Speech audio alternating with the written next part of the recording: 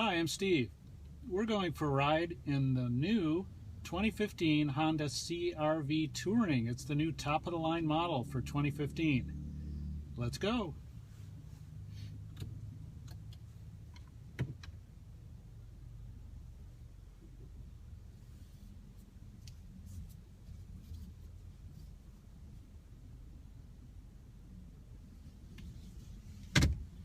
We're over here at Malaga Cove in Palos Verdes Estates, California.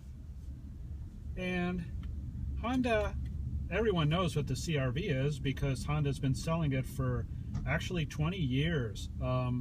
It made its debut in 1995 in Japan, and we saw it for the first time at the Tokyo Motor Show in 1995, which is 20 years ago. Now, it's been through 4 generations since then.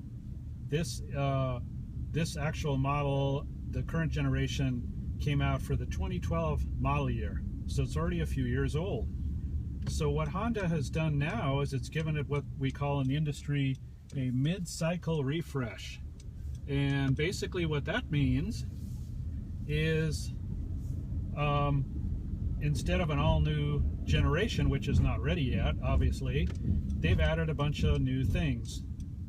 Now, normally a mid-cycle refresh doesn't really have a huge amount of changes, but in this case, it's pretty major. I think you'd call it a major minor refresh, which is what Honda calls it. And what they've done, under the hood, we now have a 2.4-liter 4-cylinder engine and a continuously variable transmission. And so that power plant comes from the 4-cylinder Accord. So as you probably recall, the CR-V is more or less based on Civic, or at least it was originally. It's a compact crossover, and now we've got the Accord's powertrain in it, which actually is a great thing. So the engine before was also a 2.4-liter. The new one from the Accord gets more torque, but equivalent horsepower. So it helps the drivability, especially off the line, and now that we have the CVT, that's actually needed. So we've been driving it for several days. The test car was provided by American Honda, and we find that the CVT works just great in this application. Some people have CVT avoidance, because they remember how they were at first when they first started using CVTs in cars, and there was a lot of engine noise. It felt a little rubber banding kind of effect. You don't get that at all in this car, not at all. And it also has a sport mode, and when you shift it into sport mode, it changes the ratio, and it really goes.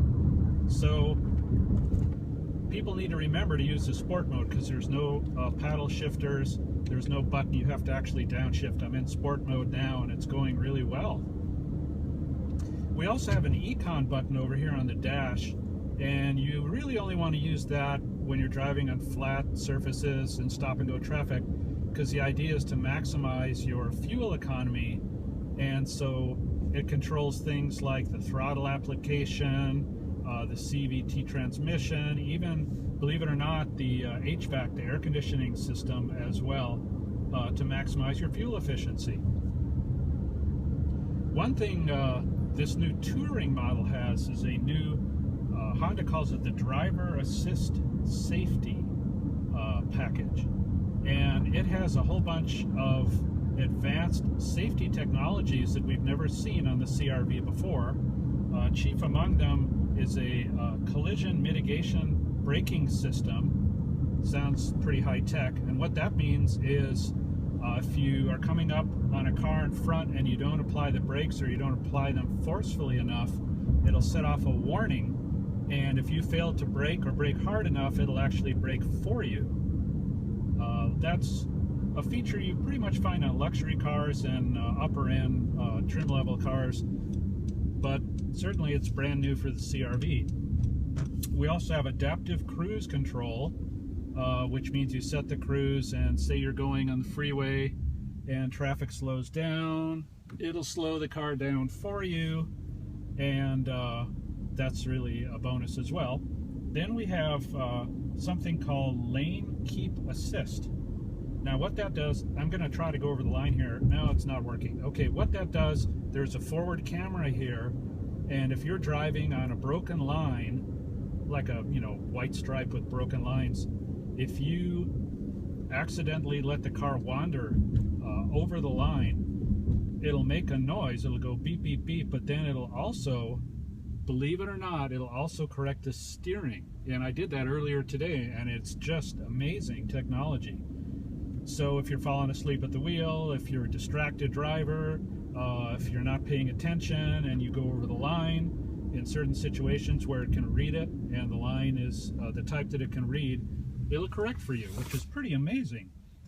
We also have lane departure warning, which means if you see something in your blind spot, and say you're on the freeway, there's a car in your blind spot, you don't notice it, and you're ready to change lanes, it flashes in the mirror a little warning sign. And we also have a thing that's called Lane Watch. And what Lane Watch does, I'll put it on right now because there's nobody behind me. When you activate your right-hand turn signal, you get the view of what is in your blind spot on the screen. And this is really handy if you're waiting at a stop sign and say you've been there a while, or you're waiting at a light and say a bicycle comes up in your blind spot and you don't know that it's there and you're ready to make a right-hand turn. The camera underneath the outside rearview mirror will show you there's a bike there, and boy, is that really a great thing. It's a lifesaver, actually. It only works when the right-hand turn signal's on. You can shut it off with a little button on the end of the stalk. I'll do it right now if you don't want to have it, if you'd like to shut it off. Let me pull up over here and show you what else we've got. There's a new 7-inch display audio system here, and that allows you to pinch, tap, and swipe, believe it or not, just as if you're using a tablet or a similar cell phone.